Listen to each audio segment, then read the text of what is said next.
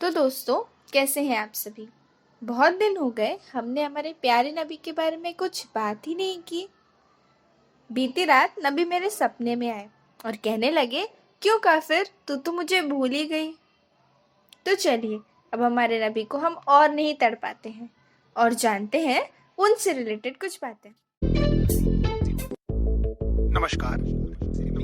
ये एक social service announcement है जो जनहित में जारी है। सरकार आपको कुछ बातें बताना बहुत जरूरी समझती है और मुझे लगता है कि ये मेरी जिम्मेदारी है। नमस्ते दोस्तों, मैं काफिर आप सभी का स्वागत करती हूँ आपके अपने यूट्यूब चैनल काफिर की दुनिया। तो दोस्तों, जैसा मैंने आपको पहले ही 2 वीडियोस में बताया था कि हमारे प्यारे नबी को नार्सिसिस्टिक पर्सनालिटी डिसऑर्डर था। आज भी हम कुछ ऐसे हदीस और कुरान की आयतों से ये देखेंगे कि क्या शायद नबी दिमागीपन से दिवालियापन के शिकार थे, क्योंकि ऐसे हदीस या आयत तो कोई मानसिक रोगी ही कह सकता है। कुरान सूरा 53.6 to 18। यहाँ अल्लाह फरमाते हैं कि जो बड़ा जबरदस्त है, और जब यह आसमान के ऊंचे मुश्किलों किनारे पर था तो वह अपनी असली सूरत में सीधा खड़ा हुआ, फिर करीब हो और आगे बढ़ा, फिर जिब्राइल और मोहम्मद में 2 कमान की दूरी रह गई, बल्कि इससे भी निकट था। अल्लाह ने अपने बंदे की तरफ जो वही भेजी सो भेजी, तो जो कुछ उन्होंने देखा उनके दिल ने झूठ न जाना। तो क्या रसूल जो कुछ भी देखते हैं, तो क्या तुम लोग उसमें लड़ते हो? और उन्होंने ही जिब्राइल को एक बार मिराज और देखा है, सिंधु मुतल्ला के नजदीक, उसी के पास तो रहने की बहिशत है। जब चाह रहा था, स्तर पर जो चाह रहा था, तो उनकी आँख न तो और तरफ मयान हुई और न हद से आगे बढ़ी, और उन्हें निश्चिंत ही अपने परवरदिगार की बड़ी बड़ी निशानियां दिखी। अरे कहना क्या चाहते हो? अब यहाँ मुझे प्लीज समझाइए कि अल्लाह इन आयत में नबी की सिफारिश क्यों कर रहे हैं। आखिर वो कौन लोग हैं जो नबी से सवाल या उन पे यकीन नहीं रख रहे हैं? आखिर ऐसा क्या हुआ जो अल्लाह को नबी को डिफेंड करने आना पड़ा। कुरान सूरा 15.6। यहाँ अल्लाह फरमाते हैं कि जो लोग उसे पहचान गए थे वे इसे झूठा और पागल कहते थे। कुरान सूरा 52.29। यहाँ अल्लाह कहते हैं कि ए रसूल, तुम हमेशा याद रखना, तुम अपने परवरदिगार की कृपा से ना काहिन हो और ना पागल।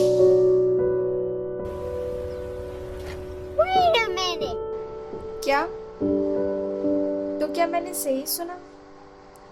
लोग नबी को पागल समझते थे? अरे नहीं, ऐसा नहीं हो सकता। हमारे नबी को आखिर कैसे लोग पागल कह सकते हैं?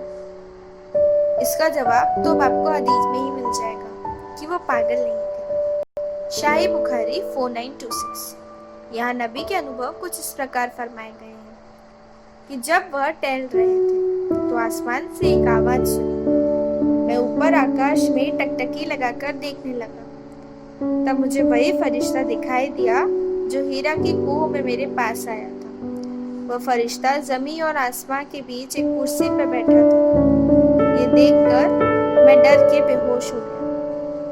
मैं अपनी बीवी के पास गया और बोला, मुझे कपड़े से ढको, मुझे कपड़े से ढको। तो उसने मुझ पर कंबल डाल दिया। अब यहाँ मैं क्या ही बोलूं?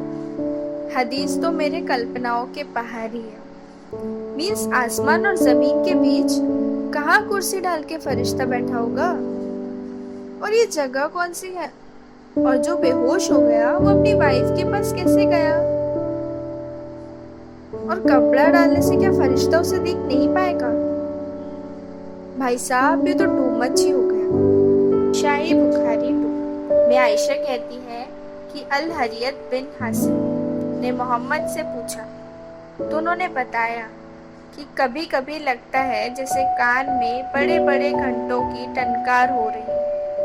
मैं थोड़ी देर के लिए बिल्कुल सुन्न हो जाता, फिर जब इस स्थिति से उभरता तो दिव्य प्रेरणा मुझे मिलती। कभी कभी इंसान के भेष में फरिश्ते मेरे पास आते थे और मुझसे बात करते थे और संदेश सुनाते थे। यहाँ आयशा ने कहा, एक दिन जबरदस्त ठंड थी। मैंने देखा कि रसूल फरिश्ते से बात कर रहे थे और जब वो सामने आए तो पसीने से तरबतर थे। शाही मुस्लिम 160। यहाँ लिखा है कि रसूल की बीवी आयशा कहती है कि रसूल को अल्लाह का संदेश सपने में मिलता था और उस समय उन्हें और कुछ नहीं बल्कि भोर की किरण प्रकाश पुंज लाती है वैसे ही ज्ञान पुंज दिखता था। यही सेम बात शाही बुखारी 6982 में लिखा है कि मोहम्मद को कैसे अल्लाह का संदेश मिलता था, कैसे अल्लाह उनके ख्वाबों में आके उन्हें सच दिखा जाते थे और कैसे वो डर के खादी जैसे कपड़े से ढकने की बात करते थे। यहाँ तक कि इन सब से परेशान होके वो आत्महत्या तक करने की सोचने लगे और पहाड़ पे चढ़ गए, लेकिन तब उन्हें जिब्राइल ने रोक लिया। शाही बुखारी 1210।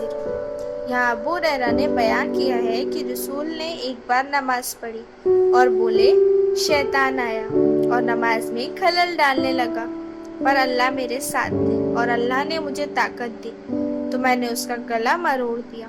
बेशक मैं उसे वहीं खंबे से बांधना चाहता था ताकि तुम सब देख सको, लेकिन फिर मुझे सुलेमान की बात याद आ गई और तब अल्लाह ने उस शैतान को जाने दिया।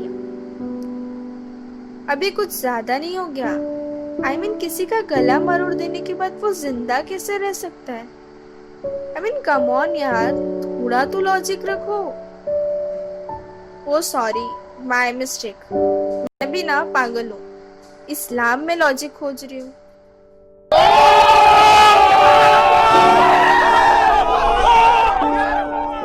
शाही बुखारी 4953।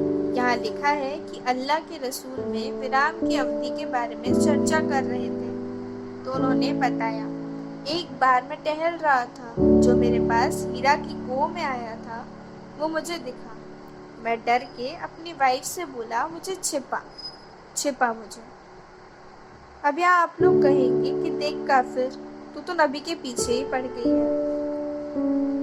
हदीस सही थोड़ी होती है, हम नहीं मानते हदीस को। अगर कुछ कहना ही है तो कुरान के हवाले से बात कर। तो ये लीजिए कुरान सूरा 81.23। यहाँ अल्लाह फरमाते हैं कि बेशक उन्हें जिब्राइल को आसमान के खुले किनारे पर देखा है। अरे भाई, कोई जाके इनको समझाए कि दुनिया गोल है तो आसमान का किनारा कहाँ से आएगा? वेल, कुरान सूरा 96.125। यहाँ अल्लाह फरमाते हैं कि रसूल के पास फरिश्ता आया और उसे पढ़ने को बोला। जब रसूल ने कहा कि मुझे पढ़ना नहीं आता तो फरिश्ते ने उसे पकड़ के हिलाया कि वो चीख उठे। फिर फरिश्ते ने उनको छोड़ा और वापस पढ़ने को बोला। ऐसा इनके साथ 3 बार हुआ। उसके बाद जब नबी ने पढ़ने में असमर्थता जताई तो फरिश्ते ने उन्हें समझाया कि तुम्हारा अल्लाह कृपालु है, उसने इंसान को बनाया है, उसी परवरदिगार का नाम लेके पढ़ो। और उसी ने लिखना पढ़ना, उसी ने ऐसी चीजें बनाई जिसे इंसान जानता तक नहीं था। अब यहाँ आपने एक शब्द बहुत सुना है, वो है जिब्राइल। आखिर ये है कौन? इसके बारे में रसूल फरमाते हैं, शाही बुखारी 3232। यहाँ मोहम्मद ने बताया कि जिब्राइल के 600 पंख थे। ओ भाई, मारो मुझे, मारो मुझे, मारो नहीं, ये मजाक हो रहा है। एक सेकंड यार, मजाक हो रहा है। देखा दोस्तों, इन सब हदीस और कुरान की आयतों में आपको कुछ बात दिखेगी। पहले, मध्यभ्रम होना, जैसे कि फरिश्ते, लाइट या आवाज सुनाई देना। दूसरा, शरीर में ऐंठन और पेड़ों में दर्द होना। तीसरा, अचानक चिंता, डर या भय लगना। चौथा, गले की मसल्स में खिंचाव आना। पांचवा, होठों को चबाना। छठवां, जाड़े के दिनों में पसीना आना। सातवां, चेहरा फक पड़ जाना। 8वां, हार्ट रेट बढ़ जाना। 9वां, मुखमंडल बिगड़ जाना। और 10वां, खराटे भरना। ये सारे टेम्परल लोब एपिलेप्सी के लक्षण हैं। आइए जाने इस बीमारी के बारे में। Temporal lobe epilepsy is seizures that arise from the temporal lobe of the brain, either the right side or the left side. We're going to hold the brain for you.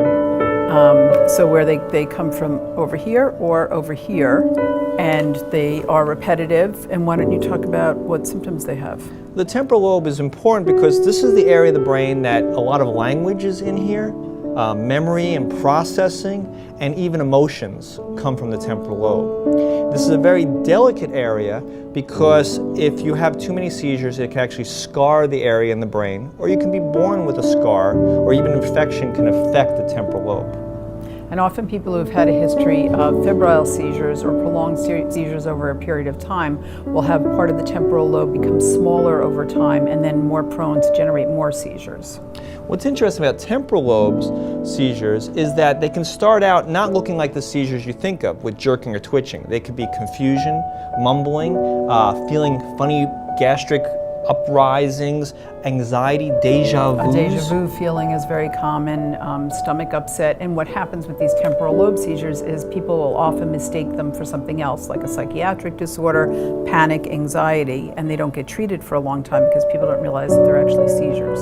And part of temporal lobe seizures is they start in this area and then they spread to other areas of the brain, and that's when you can see the jerking and twitching. Right, so it starts late in the process. So this is what we call a partial complex seizure, where they start in one area of the brain, the temporal lobe. You get these funny feelings and sensations, whether it's fear, anxiety, deja vu, confusion, memory issues, and then it can spread into other areas of the brain and spread. So that's a typical example of a partial complex. तो दोस्तों, देखा आपने, ये हदीस और कुरान कहती है कि नबी पागल थे। वैसे मैं कहूँगी कि नबी पागल नहीं थे, बस उनका दिमाग खराब था, जिसकी वजह से उन्हें रहस्यमय अनुभव होते थे, जबकि असल में ये सिर्फ उनकी मानसिक बीमारी की वजह से होता था। वैसे यहाँ मैं आपको बता दूँ, इस बात की रिसर्च की गई थी, बट उस समय ज़्यादा प्रूफ न मिलने की वजह से साइंटिस्ट किसी नतीजे पे नहीं पहुँच पाए। उम्मीद करूँगी कि आपको वीडियो पसंद आई होगी। अपने विचार नीचे कमेंट कर ज़रूर बताएं, और वीडियो अच्छी लगी हो तो लाइक, शेयर और चैनल को सब्सक्राइब जरूर करें। मिलते हैं हमारी अगली वीडियो में, तब तक के लिए शुभ रात्रि।